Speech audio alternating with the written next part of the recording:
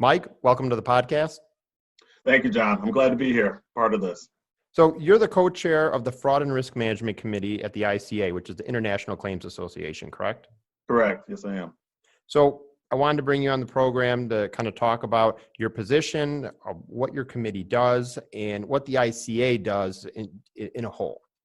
Yeah, absolutely. I'd love to talk about it and just the collaboration between my company and what I'm doing, as well as the other companies and the other chair that's also involved, and how we're kind of bringing everyone together, especially during this difficult time. It's become really evident that some of the things we had in place were working well, and some of the things we did have in place weren't working at all. So I'm happy to come on and just kind of discuss that, and hopefully opportunity to connect with more people as well. So what is your professional background? So I started really when I got out of the military. I was kind of looking for a job here and there, and I happened to find an ad to become a private investigator, which I first thought was bogus. I didn't think that there were actual jobs like that. But surprisingly, it fit my skill set very well, and that's how I got connected to different insurance carriers of all lines of business. And so it really opened my eyes to the possibility of just, investigations, collaboration, communication, all those shins that are important in our line of work. And so after doing that for a few years, I was managing a team of investigators, and that opened up a lot more networking opportunities, and then got into Cigna's Special Investigations Unit. And then since I've been involved with Cigna and as a manager, I've actually managed 3 different teams. One that was focused on disability fraud, one that was focused on international healthcare fraud, and now the current team is U.S. domestic fraud of all shapes and sizes. So I've been really fortunate, and kind of just the people I've connected with has kind of lead me from one opportunity to the next. So how did you start becoming involved with the ICA? Because it seems like you have a pretty full plate as it is. Yeah, so it was just collaborating and having conversations with people on what organizations were doing, and so how much input that there was. And there was an opening on the committee for fraud and risk management. And so just through some of the individuals I knew from work and different companies that I was connected with, they asked if I wanted to be involved in the ICA, and more specifically with the fraud risk management, and just connecting with the other committees, and how we could, as a organization, we can partner and educate in that area. And so for the last several years, that's kind of what I've been doing in my free time, that's been available to me, is connecting, with the committee and bringing kind of people together. So what is the goal or the mission of the ICA? I would say, in recent years, the goal has been to connect and collaborate with as many individuals in our industry and even outside our industry as possible. So the international piece a number of years ago wasn't really represented very well. And so that's been a real main focus, is how do we bring the international community within insurers, carriers, our lawyers, the legal background, everything that kind of encompasses what we do and how we do it. Mm-hmm. We need that kind of international space, as well as we find a lot of people are expats now, working for one company, living in another part of the country, and so on. And so I would say really the goal is to make as many collaborative connections as we can in order to educate those that need what we have to offer. So how I understand it is there's several different committees in the ICA. So you're the co-chair of the Fraud and Risk Management Committee. But what's the difference between your committee and the other ones in the ICA? Yeah, so, it's not, fraud is just in the name of it. But what I would tell you is that, we're really looking at the risks portion of our other committees, whether that's, the law committee, the disability committee, the life annuities committee. They're asking us basically is, what are the risks of these lines of business? What are the risks to us as an organization? What are the risks to our customers, our clients? What are those at every single level that the fraud risk management can help us educate and connect with resources and opportunities to kind of close those gaps if needed, or explore, an investigation if warranted, or even connecting with other law enforcement agencies if that's the way they need to go. So as a co-chair, what is your responsibility for yourself and what you have to do? Yeah, so as the co-chair, really starts in the winter meeting. It's, kind of a beginning of the year for us in terms of getting people involved in our individual committee, in the fraud risk management committee. And so we're making outreach to our connections. There's no number to the size that a committee could be. The real caveat to it is being able to commit some of your time to that committee. And you don't even have to travel. You can do it all virtual as well and participate in our conference calls and our group emails, and just being available for when we need you. We have calls that are once a month. So as a co-chair, we organize those calls. We take roll call. We connect with people if people need to drop out or can't make it. As a co-chair, you kind of make sure you have everyone's interest, making sure that it's not just the co-chair's responsibility to kind of run things.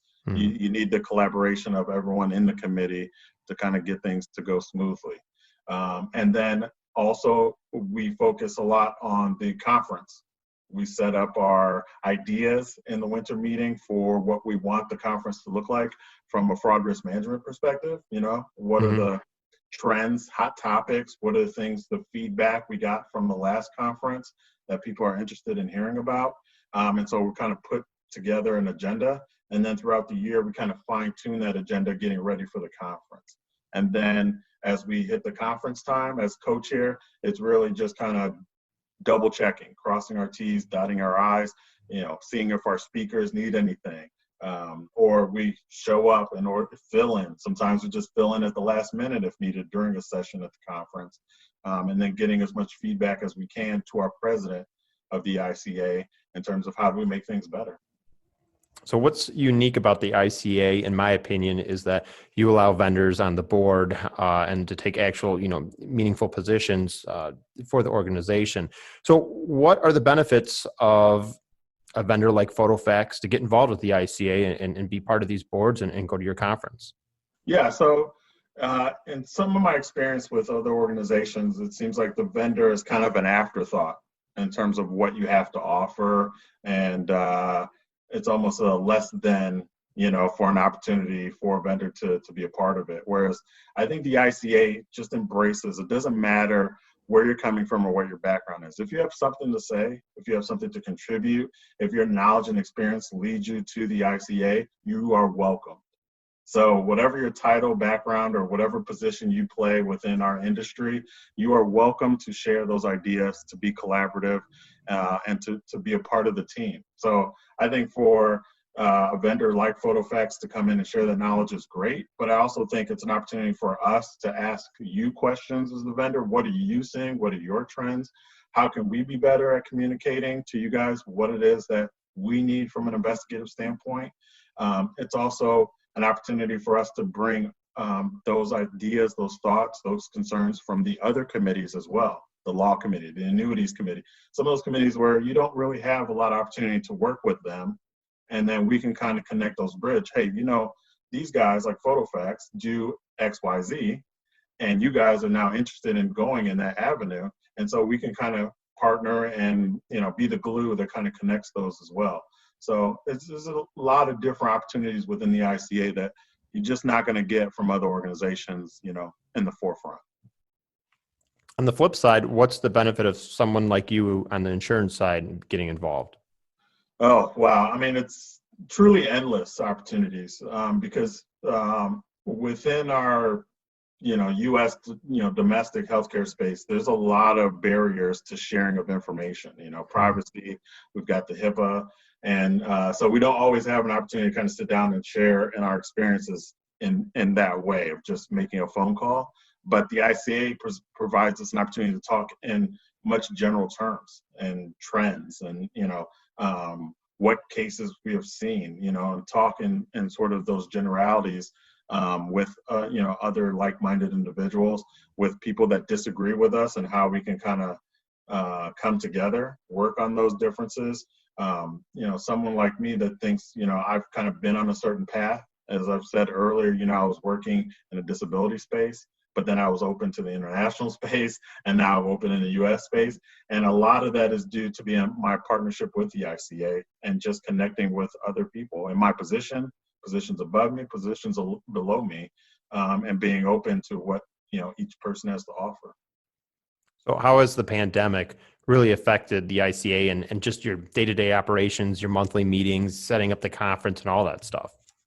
So we've been lucky, I think, that, we kind of had the forethought of setting a lot of things up and connecting virtually.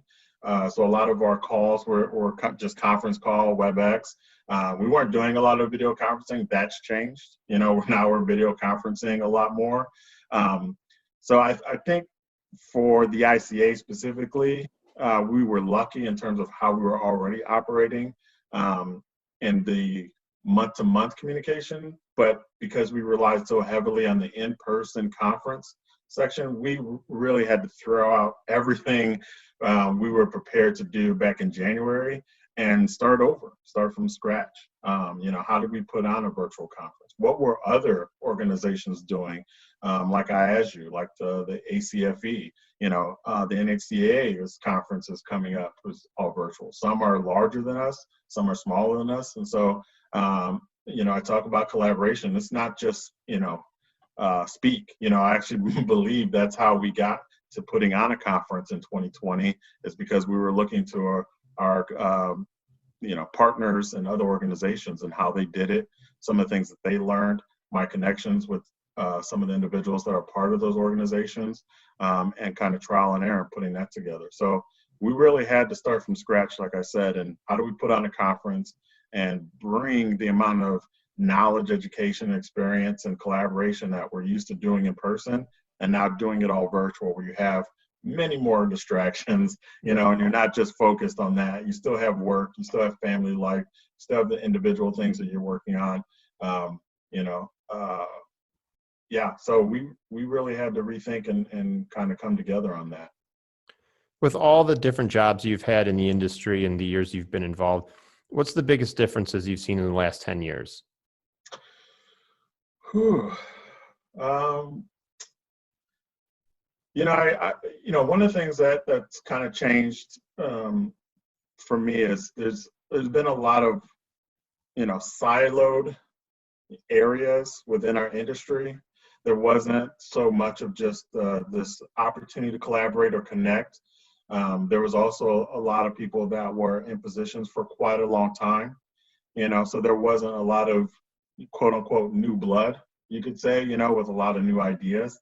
And so, 10 years ago was just operating from like a 1975 handbook, dust it off, you kind of start on page 1 and that's how you go, There was no flexibility in terms of how you do it. And now, because of just technology, because of, people rotating into positions now, there's a new approach, not just within, committees. My position as committee chair is limited, as well as the president's is limited. It's not unending. But that's also what we're seeing in corporations as well. They like to move people around, and that's provided, so much more dialogue and opportunities for change in the way we operate, and much more success from an organizational, from a corporation, from an individual. You have a lot more that are able to meet their goals because of that, because of the technology, because of collaboration, because of the change that we've seen. And so, not all change is good, but in this respect, the right kind of change in the right time frame, has just kind of opened up our industry, I think, to succeed in a way it wasn't doing before. And so, it's a credit, to a lot of people that kind of pushed through a lot of those different barriers from then till now. If someone's watching this and they want to get involved with the ICA, and they want to either be a member, or if they want to go to the conference, or maybe be part of the board, what should they do? So, just click on the website and you can find any individual there to begin a dialogue with. Certainly, I'm more than available to talk with anybody about what kind of interest they have and where they want to get started. You know, you don't have to come into the ICA and want to be the president of the ICA. If you just want to be part of a committee and share your ideas, and that's what you have the time for and that's what you're willing to do, you're welcome to do that. You're very welcome to come in and sit with us and talk and have a cup of coffee, share a cocktail, and, you know, just kind of give us your perspective on the industry and where you'd like to go. What are your ideas? If you want to write a paper on your experience, if you wanted to have a blog, you could do it. If you wanted to have a vlog, you could put something together. There's so many different ways that we're accepting of taking on the information that someone wants to put out there and doing something with it. And I think that's also something the ICA is really good at, is if you have something to say, we can find a place and a proper venue for you to do that and to share your ideas and, you know, opportunity to expand and collaborate and, you know, make sure that that idea is fostered and continues to grow. And so for anybody that might be hesitant in doing so, I would tell you that it's a very welcoming experience. You know, you're going to find a lot of people of various backgrounds, that you're going to find your niche, your group of people that you just fit in with, and you're going to find it very welcoming and very exciting to be a part of. What does the future hold for the Fraud and Risk Management Committee and the entire ICA? You know, personally, I would say the fact that I can't really answer that question is a good thing. You know, the fact that I can't say what the future holds, that maintains that flexibility within our industry that we have to have. You know, we're not, hey, no one was prepared for what 2020 could offer. But look at what's come out of it. Not just within our industry, but other industries, other corporations, you know, other individuals that have stepped up and spoke on various topics and various causes and stuff and brought a lot of people together. A lot of people have gotten help in the times of feeling very isolated. You know, a lot of good things are happening. And so I would say that, you know, whatever the future holds is going to be bright and it's going to be collaborative. And I know it's a word that I use quite often. It's because I believe in it. And I think if you talk to anyone in the ICA, it's a word they believe in. And I think everyone's very excited to go conference by conference, year by year, month by month even, to be flexible and to just be excited about, hey, we got this. You know, if it's almost like, you know, if 2020 is the worst that could happen, and knock on wood. Hold on, let me knock on wood on there. You just, man, if it gets worse, I'm coming right back to this podcast. But the old adage is that a diamond is made because of pressure. And so if all of us have been put under pressure, and at the end of that is a bright shining diamond of all of us coming together and solving issues that we have, then I think, you know, you have to look at this year as a success in a lot of respects. So do you have any closing remarks or something that we might not have touched on that you want to bring up before we end this? So again, I just want to say within the ICA, as well as other organizations, you know, our industry has gone through tremendous change. And for an individual, a group, you know, there's so many individuals, so many groups out there that are welcoming and want to do more. That, you know, it's an opportunity with the ICA to kind of do that. It could be a stopping point for a time. It could be a jump off point for those individuals. So always, you know, just take that first step, and I promise you, you'll never regret coming to the ICA and just seeing what we have to offer. Well, Mike, I appreciate you taking the time to talk with me, explain what the ICA is and what you do there, and your background. So thanks for joining us. Thanks, John. Thanks again for the invitation. Very happy to kind of come on and talk with you again anytime.